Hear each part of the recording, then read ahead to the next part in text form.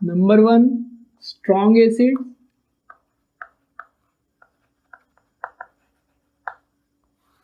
Number 2, weak acids. ये दो type हो गए on the basis of strength. Define कर लेते हैं. The acids which ionize completely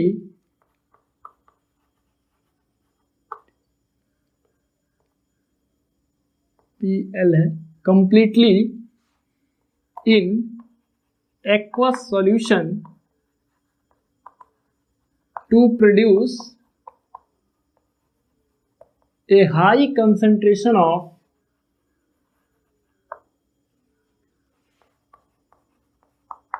H plus ions, या आप कहेंगे हाइड्रोनियम आयंस, are called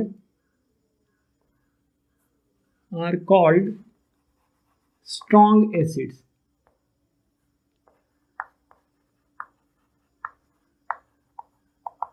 ठीक है.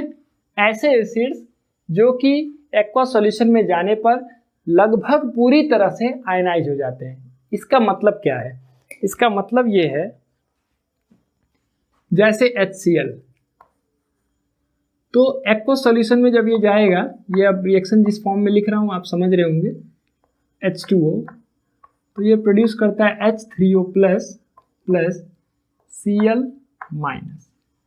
ठीक है. अब इसको समझना कैसे है? मान लीजिए कि आपने एक बीकर में एसिड ऐड किया और HCl के 10 मॉलिक्यूल्स ऐड किए गए.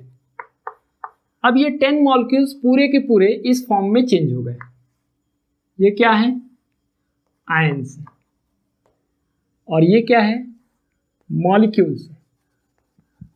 ठीक है. आपने 10 मॉलिक्यूल ऐड किया, सपोज कर लीजिए, हालांकि मॉलिक्यूल तो आप काउंट नहीं कर पाएंगे, ठीक है, कैलकुलेट कर सकते हैं, काउंट नहीं कर पाएंगे सॉल्यूशन में. तो अगर हमने सपोज करिए कि बीकर में 10 मॉलिक्यूल डाला है और 10 के 10 आयनाइज हो गए, ठीक है, यानी 100% आयनाइजेशन हो गया, तो उस केस में क्या होगा? हमारे बीकर में सिर्फ आयंस दिखाई देंगे, मॉलिक्यूल्स दिखाई नहीं देंगे, और इससे हाइड्रोनियम आयन का कॉन्सेंट्रेशन क्या होगा? हाई होगा. ठीक है, यानी जितना एसिड मॉलिक्यूल ऐड किया गया सब के सब आयनाइज हो जा रहे हैं. ठीक है. तो इससे H प्लस आयन या फिर हम कहें हाइड्रोनियम आयन की कॉन्सेंट्रेशन क्या होगी? हाई होगी. तो ऐसे एसिड जो लगभग पूरी तरह से आयनाइज हो जाते हैं, यानी उनका जो सॉल्यूशन होता है उसमें लगभग केवल आयंस पाए जाते हैं, वैसे एसिड्स को हम लोग कहेंगे स्ट्रॉन्ग एसिड. और यही वो एसिड होते हैं जो कोरोसिव एक्शन शो करते हैं, मतलब अगर हमारे स्किन पर गिर जाए तो हमारा स्किन डैमेज हो जाएगा. ठीक है, स्ट्रॉन्ग एसिड्स होते हैं वो. ठीक. तो यहां पर हम लोग एक कंफ्यूजन और कह सकते हैं कि the solutions of the aqueous solutions of such acids contain only ions. ये याद रखिएगा, ये एग्जाम में पूछा जाता है, स्ट्रॉन्ग एसिड्स के सॉल्यूशन में क्या पाया जाता है? तो ऑलमोस्ट ये आंसर हमारा है ओनली आयंस. ठीक है. स्ट्रॉन्ग एसिड जो होते हैं वो पूरी तरह से आयनाइज हो जाते हैं, जिसकी वजह से सॉल्यूशन में केवल आयंस दिखेंगे और हाइड्रोनियम आयन का कंसंट्रेशन हाई रहेगा. ठीक है. और एग्जांपल क्या है? HCl की तरह ही, और अभी मैंने लिखा था H2SO4, HNO3, ये सब स्ट्रॉन्ग एसिड के कैटेगरी में आते हैं. ठीक है. बाकी ये रिएक्शन सबके लिए मैंने अभी बता दिया था, तो आप यहाँ पर आप अपने नोट्स में या अपने बुक्स में इंक्लूड कर लीजिएगा. ठीक है. दूसरे कैटेगरी है वीक एसिड्स का. इसमें क्या होगा? तो इसको हम लोग ऐसे डिफाइन करेंगे, देखिए, the acids which ionise completely. तो इसमें क्या होगा? Which ionise partially in aqueous solution to produce high concentration. तो यहाँ क्या हो जाएगा? Low concentration. चलिए डिफाइन कर देते हैं. The acids which ionize only partially to produce a low concentration of H plus ions, या बेटर होगा hydronium ions, in aqueous solution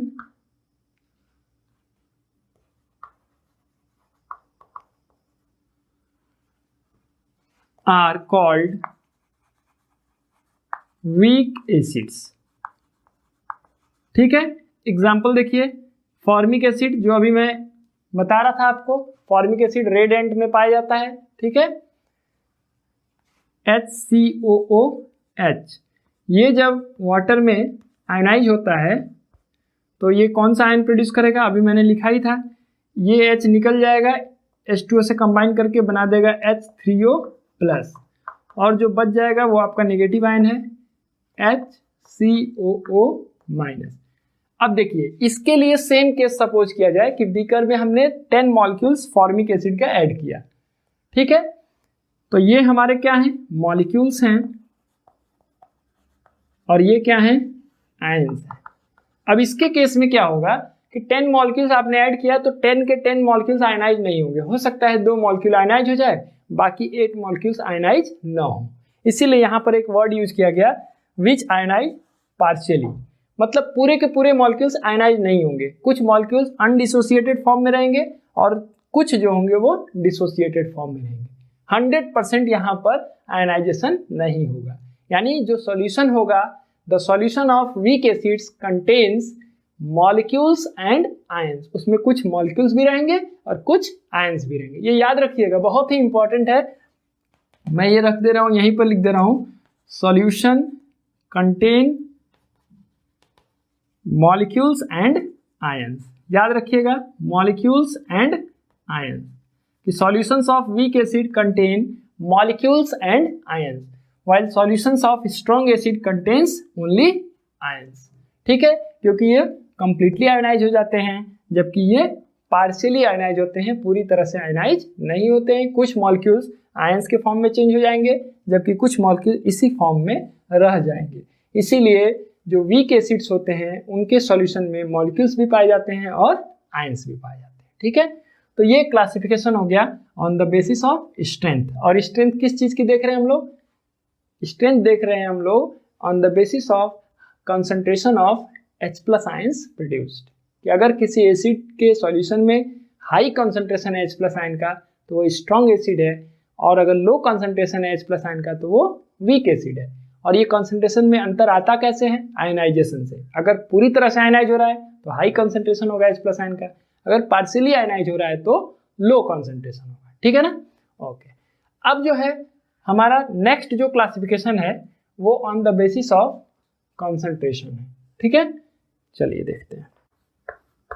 on the basis of concentration of acid, अब इस basis पर acid को 2 category में classify कर दिया गया, कॉन्संट्रेटेड एसिड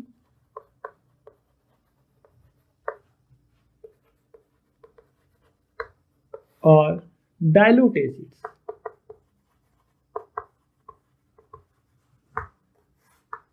अब ये जो क्लासिफिकेशन है, जब हम किसी एसिड का सॉल्यूशन बनाते हैं वाटर में, तो अगर एसिड का परसेंटेज ज़्यादा है, उसमें एसिड की मात्रा ज़्यादा है, तो उस एसिड को हम लोग कहेंगे कंसंट्रेटेड एसिड, और एसिड कम है, पानी ज़्यादा है, तो उसको हम लोग कहेंगे डाइल्यूट एसिड्स। ठीक है, मतलब क्या हुआ कि एक ही एसिड के 2 फॉर्म बनाए जा सकते हैं, कंसंट्रेटेड फॉर्म और डाइल्यूट फॉर्म। अच्छा, अगर आप केमिस्ट्री लैब में गए होंगे तो आप देख सकते हैं कि वहां पर HCl अगर रखा हुआ है तो 2 फॉर्म में रखा मिलेगा आपको, कंसंट्रेटेड HCl और डाइल्यूट HCl। ठीक है, तो ये क्लासिफिकेशन किसी भी एसिड के 2 टाइप को बताता है। यानी जब हम लोग एसिड का यूज करते हैं, ठीक है, जब हम लोग एसिड का यूज करते हैं तो उसके सॉल्यूशन के फॉर्म में यूज करते हैं। अब अगर आपका जो एसिड और वाटर का जो सॉल्यूशन बना है उसमें एसिड का अमाउंट ज़्यादा है, वाटर कम है, तो उसको हम लोग कहेंगे कंसंट्रेटेड एसिड। और अगर एसिड का अमाउंट कम है, वाटर ज़्यादा है, तो उस केस में हम लोग कहेंगे डाइल्यूट एसिड्स। ठीक है, ये रिलेटिव टर्म है, हो सकता है जिसको आप पहले डाइल्यूट कर रहे हैं वो तीसरा कोई सॉल्यूशन रख दिया गया तो वो कॉन्सेंट्रेटेड हो जाएगा उसके रेस्पेक्ट में। जैसे मान लीजिए यहाँ एक एसिड है, ये 20 ml वाटर है और इसमें 10 ml एसिड है, टोटल कितना हो गया 30 ml। ठीक है, दूसरा सॉल्यूशन यहाँ रखा गया, इसमें 20 ml वाटर है और 8 ml एसिड है। ठीक है, तो ये कितना हो गया 28 ml। ठीक है, 20 ml वाटर में 8 ml एसिड मिलाया गया है। और नेक्स्ट है हमारा कि 20 ml वाटर है और 5 ml एसिड है इसमें। ठीक है, तो कंपैरेटिवली सोचा जाए तो यहां सबसे ज्यादा अमाउंट है, तो ये अगर इन दोनों को अगर आप देखिए तो ये कॉन्सेंट्रेटेड होगा, ये डाइल्यूट होगा। लेकिन आप इन दोनों को देख रहे हैं अगर, तो इन दोनों में यही कॉन्सेंट्रेटेड हो जाएगा और ये डाइल्यूट हो जाएगा। ठीक है, तो एक रिलेटिव टर्म की तरह आप इसको समझ सकते हैं। हालांकि लैब में जब हम लोग यूज करते हैं तो उसका एक पैमाना बना दिया गया, उसका एक स्टैंडर्डाइज्ड वैल्यू बना दिया गया है कि अगर 1 मोल पर लीटर से कम रहेगा कॉन्सेंट्रेशन एसिड का, ठीक है, एसिड अगर 1 मोल पर लीटर से कम है उसका कॉन्सेंट्रेशन, तब उसको डाइल्यूट एसिड की कैटेगरी में रखेंगे। अगर उससे ज़्यादा है तो उसको कॉन्सेंट्रेटेड एसिड, क्योंकि वहाँ पर इस तरह से कई सॉल्यूशन तो बना नहीं सकते, तो एक कैटेगरी बना दिया गया है डाइल्यूट वालों का और एक कैटेगरी बना दिया गया है कॉन्सेंट्रेटेड वाले का। मोल्स क्या होते हैं? अगर हम कह रहे हैं concentration in moles per litre, moles per litre का मतलब क्या होता है? मोल्स जो होता है एसिड के अमाउंट को मेजर करने के लिए है। ये आप जानते होंगे, फिजिक्स में आपने पढ़ा भी होगा। Moles are the fundamental unit for the amount of substance. तो मान लीजिए जैसे सल्फ्यूरिक HCl है, तो HCl का मोलर मास कितना होगा? H का होता है 1, एटॉमिक मास 1 होता है, और Cl का होता है 35.5। तो टोटल कितना हो गया इसका मोलर मास? 36.5। ठीक है, तो अगर आप 36.5 HCl का मास लिया गया 36.5 ग्राम, तो नंबर ऑफ मोल्स क्या हो जाएगा? नंबर ऑफ मोल्स होता है given mass by molar mass. जितना मास लिया गया उसको मोलर मास से डिवाइड कर देंगे। ये मोलर मास निकाला है मैंने, और यहाँ मान लीजिए मैं थोड़ा सा इसको चेंज करूंगा ताकि आपको कंफ्यूजन ना हो। मान लीजिए 3.65 ग्राम है HCl का, तो नंबर ऑफ मोल्स कितना होगा? जितना मास दिया गया है उसको लिख दीजिए 3.65 और मोलर मास से डिवाइड कर दीजिए 36.5। कितना टाइम्स कट गया? 10। तो हम लोग कहेंगे 1/10 मोल्स है। ठीक है, अब ये 3 पॉइंट देखिए, अगर मैं सपोज करूं कि ये 5 लीटर वाटर है, ठीक है, और इसमें 3.65 ग्राम HCl डिजॉल्व है, तो इस सॉल्यूशन का कंसंट्रेशन क्या होगा? तो देखिए पहले हम लोग मोल्स निकालते हैं। मोल्स निकालने के लिए गिवन मास, ये मास हो गया, और मोलर मास ये निकाला गया है जो एटॉमिक मास के वैल्यू से निकाला गया है, जोड़ दिया जाता है। जितने भी एटम होंगे उनके एटॉमिक मास को जोड़ देंगे तो आपको मिल जाएगा मोलर मास। ठीक, ये आपका गिवन मास हो गया जितना डिजॉल्व किया गया इसमें, और ये इसका मोलर मास है। इससे हम लोग गिवन मास को डिवाइड कर देंगे मोलर मास से, तो मोल्स निकल जाएगा। अब कॉन्सेंट्रेशन कैसे निकलेगा? ये कॉन्सेंट्रेशन, तो कॉन्सेंट्रेशन इज इक्वल टू हो जाएगा जो इसका नंबर ऑफ मोल्स है, number of moles by volume of solution. तो नंबर ऑफ मोल्स कितना था? 1/10 था, और सॉल्यूशन कितना है? 5 लीटर है, तो इसका कॉन्सेंट्रेशन हो गया 1/50 मोल्स पर लीटर। ठीक है, तो इस तरह से जो भी सॉल्यूशन हम लोग बनाएंगे उसका कॉन्सेंट्रेशन हम लोग मोल्स पर लीटर में निकाल सकते हैं। अगर कॉन्सेंट्रेशन 1 मोल पर लीटर से कम है तो वैसे एसिड्स को हम लोग डाइल्यूट एसिड कहते हैं। अगर उससे ज़्यादा है तो उसको हम लोग कहेंगे स्ट्रॉन्ग कॉन्सेंट्रेटेड एसिड। ठीक है ना, तो इस तरह से ये क्लासिफिकेशन किया गया है। ठीक, या आप सिंपली डिफाइन करना चाहें तो ऐसे कह सकते हैं, the acid solution which contains relatively higher amount of acid is called concentrated acid, और जिसमें लोअर अमाउंट होगा या लेस अमाउंट होगा उसको हम लोग कहेंगे डाइल्यूट एसिड्स। ठीक है, ओके, यानी the acids which contain relatively higher percentage of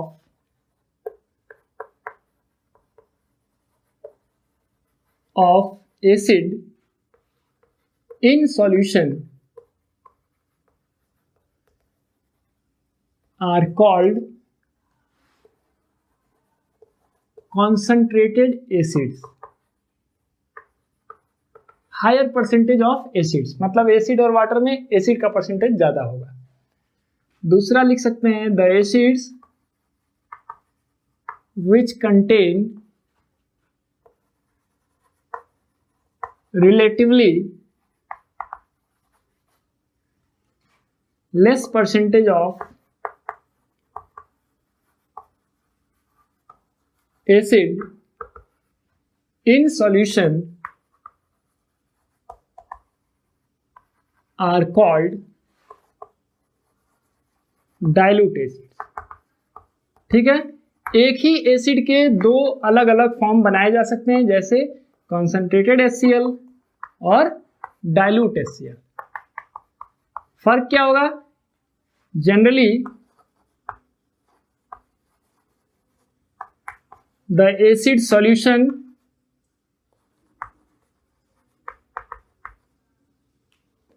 whose concentration is less than 1 mole per liter are called, acid solutions कर देना, are called dilute acids। ठीक है, ये लैब के अकॉर्डिंग मैंने लिख दिया कि लैब में जनरली 1 मोल पर लीटर से अगर कम है कंसंट्रेशन तो उसको डाइल्यूट एसिड्स में रखा जाता है। ठीक है, तो ये हमारा चौथा क्लासिफिकेशन है एसिड का, on the basis of concentration of acids. ठीक है, अब एक और लास्ट क्लासिफिकेशन का टाइप है on the basis of basicity of acids. जो अभी पहले जब मैंने एसिड क्लासिफाई कर रहा था या एसिड को मैंने डिफाइन कर रहा था कहिए, तो वहां पर मैं जब रिएक्शन को समझा रहा था तो मैंने आपको बताया था कि बेसिसिटी कैसे देखा जाता है कि एसिड के एक मॉलिक्यूल से कितने रिप्लेसेबल हाइड्रोजन आयंस प्रोड्यूस हो रहे हैं। ठीक है, या कितने H+ आयंस प्रोड्यूस हो रहे हैं सॉल्यूशन में, वही हो जाता है उसका बेसिसिटी। ठीक है ना, कि the number of H+ ions produced per molecule of acid is called its basicity. ठीक है, तो बेसिसिटी 1 है कि 2 है कि 3 है, इस बेसिस पर एसिड को monobasic, dibasic, tribasic ऐसे कैटेगराइज कर दिया गया है। ठीक है, तो चलिए देखते हैं। On the basis of basicity,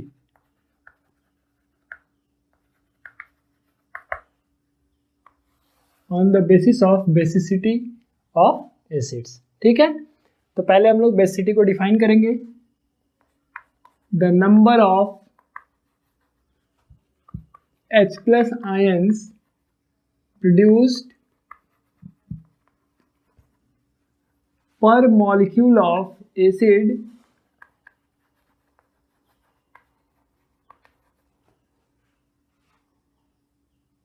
is called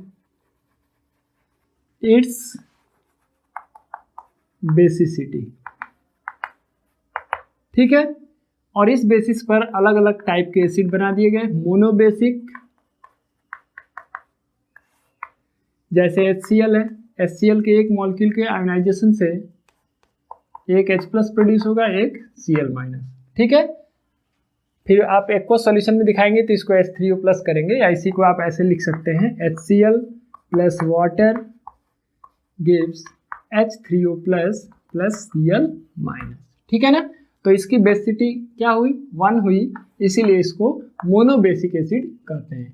इसी तरह से नाइट्रिक एसिड है HNO3 प्लस H2O, क्या होगा? H3O+ NO3-। ठीक है, मैं इस फॉर्म में इसलिए लिख रहा हूं क्योंकि ये स्टेबल आयन है, H+ स्टेबल नहीं होता है। जैसे ही H+ बनेगा वाटर के साथ रिएक्ट करके H3O+ में चेंज हो जाएगा, तो जितने H3O+ बनेंगे उतने ही रिप्लेस हुए हैं हाइड्रोजन। ठीक है, जैसे यहाँ एक रिप्लेस हुआ तो एक H3O+ बना, तो इसी से पता चल जाता है। दूसरा आता है डाई बेसिक। डाई बेसिक में कौन सा आएंगे एसिड? बहुत इजी है, सल्फ्यूरिक एसिड को देखिए, H2SO4, 2 रिप्लेसेबल हाइड्रोजन है, प्लस 2H2O लिखेंगे, ये हो जाएगा 2H3O+ प्लस सल्फेट आयन। तो ये आपका डाई बेसिक हो गया क्योंकि यहाँ पर 2 हाइड्रोजन रिप्लेसेबल है। तीसरा है आपका ट्राई बेसिक। ट्राई बेसिक में फॉस्फोरिक एसिड है H3PO4 plus 3H2O, it will give 3H3O plus PO4 3 minus.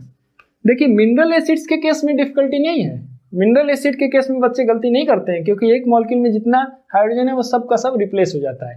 तो एसिड के मॉलिक्यूल को देख करके ही बच्चे बता देंगे कितना उसका बेसिसिटी होगा। देखिए यहाँ 1 है तो 1 हो गया बेसिसिटी, यहाँ 2 है 2 हो गया, यहाँ 3 है 3 हो गया। गलती कहाँ करेंगे? जब ऑर्गेनिक एसिड आएगा, जैसे HCOOH, ये आपका क्या है? फॉर्मिक एसिड है। अब इसकी अगर बेसिसिटी आपसे पूछी जाए कितनी होगी, 2 ही एसिड है जो आपसे जनरली पूछा जाएगा ऑर्गेनिक एसिड में 10th लेवल पर, एक ये हो गया एक ये हो गया।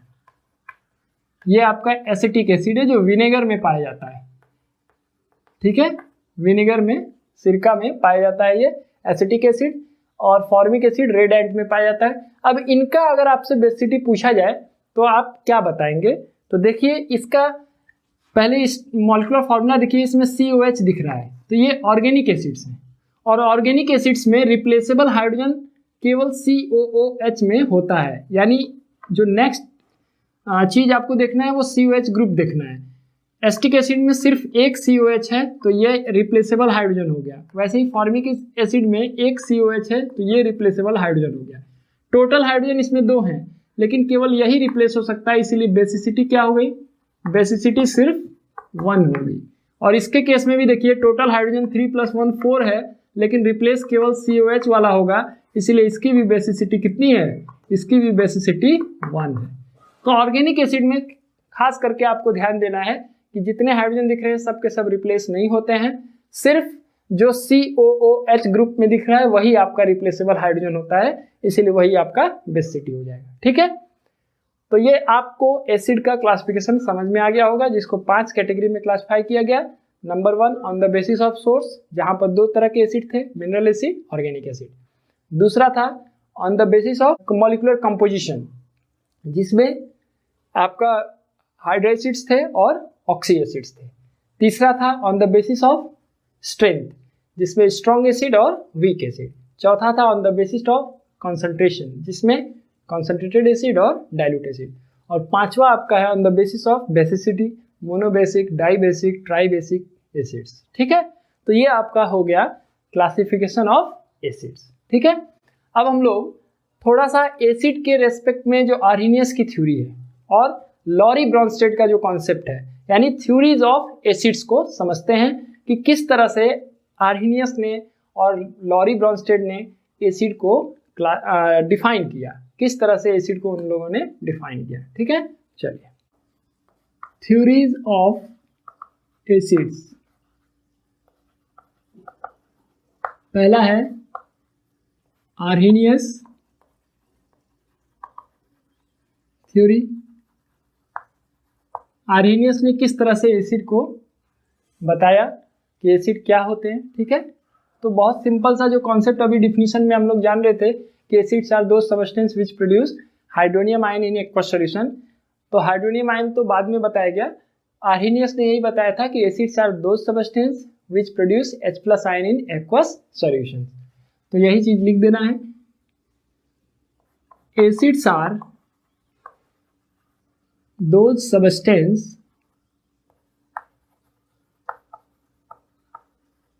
which produce H+ ions in aqueous solution। ठीक है, दूसरा चीज उसने क्या बताया, strong acids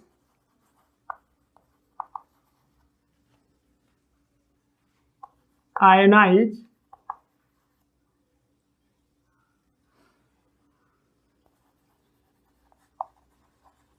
completely to produce a high concentration of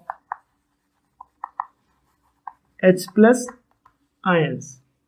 ठीक है, अब आर्हेनियस ने इलेक्ट्रोलाइट के लिए थ्योरी दिया था जनरली, ठीक है ना, लेकिन एसिड भी इलेक्ट्रोलाइट होते हैं, इसलिए ये थ्योरी इस पर एप्लीकेबल है। ठीक है, तो strong acids ionize completely to produce a high concentration of H+ ions, कि जो स्ट्रॉन्ग एसिड होते हैं वो पूरी तरह से आयोनाइज हो जाते हैं, तो ज़्यादा से ज़्यादा H+ आयंस प्रोड्यूस होते हैं, इसलिए उनका स्ट्रेंथ हाई होता है। ठीक है ना। वीक एसिड के लिए क्या हो जाएगा, तो आप लिख लेंगे इसको, weak acids are partially ionized so they produce a low concentration of H+ ions. यानी अभी जो हमने थ्योरी बताया आपको, ये वाला आर्हेनियस थ्योरी, इसी के बेसिस पर कहीं ना कहीं एसिड को अब तक हम लोग डिफाइन करते आए हैं कि एसिड ऐसे सबस्टेंस हैं जो एक्वस सॉल्यूशन में H+ आयंस या कहें हाइड्रोनियम आयन प्रोड्यूस करते हैं। अगर ज़्यादा से ज़्यादा एसिड मॉलिक्यूल आयनाइज हो रहा है तो हाई कंसंट्रेशन प्रोड्यूस होगा H+ आयंस का, तो वो स्ट्रॉन्ग एसिड होंगे। और अगर एसिड मॉलिक्यूल्स पूरी की पूरी आयनाइज नहीं हो रहे हैं तो लो कंसंट्रेशन प्रोड्यूस होगा, जिसको हम लोग कहेंगे वीक एसिड्स। ठीक है। दूसरा थ्योरी है Lowry Bronsted theory. Lowry Bronsted theory, इसका कॉन्सेप्ट क्या है, एसिड्स आर प्रोटॉन डोनर्स। बहुत सिंपल सा कॉन्सेप्ट है, प्रोटॉन डोनर्स।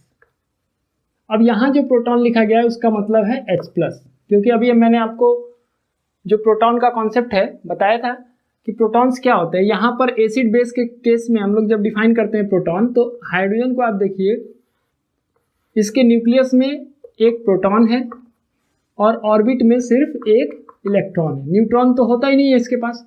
तो अगर हाइड्रोजन एटम से अगर एक इलेक्ट्रॉन रिमूव कर दिया जाए, -1 इलेक्ट्रॉन, तो वो चेंज हो जाएगा H+ में, और इसी को हम लोग कहते हैं हाइड्रोजन आयन, या इसी को हम लोग कह सकते हैं प्रोटॉन, क्योंकि अब इसमें कुछ बचा ही नहीं है। एक इलेक्ट्रॉन था वो निकल गया, तो बचा क्या है, सिर्फ प्रोटॉन, इसीलिए हम लोग इसको प्रोटॉन कह सकते हैं। ब्रॉन्स्टेड लॉरी कॉन्सेप्ट जो था, या लॉरी ब्रॉन्स्टेड जो भी कहिए, वो इस तरह से डिफाइन करता है एसिड को कि ये एसिड हो गया, तो जब ये आयनाइज होता है तो H+ प्रोड्यूस होगा प्लस Cl-, तो ये आपका कहलाता है प्रोटॉन, और ये एसिड है तो ये कहलाएगा कॉन्जुगेट बेस। ध्यान रहे, मतलब हम लोग ब्रॉन्स्टेड लॉरी कॉन्सेप्ट को ऐसे कह सकते हैं, acid gives proton plus conjugate base. ये जो टर्म है कॉन्जुगेट बेस, वो लॉरी ब्रॉन्स्टेड थ्योरी से रिलेटेड है। ठीक है। दूसरी एक इंपॉर्टेंट फैक्ट है, एक चीज तो आपने जान लिया कि कोई भी एसिड होगा तो जब ब्रेक होता है प्रोटॉन बनाएगा और कॉन्जुगेट बेस। कॉन्जुगेट बेस क्या है, जो नेगेटिव आयन बनेगा उसी को हम लोग कहते हैं कॉन्जुगेट बेस। दूसरा चीज क्या बताया लॉरी ब्रॉन्स्टेड ने, कि strong acids produce weak conjugate base.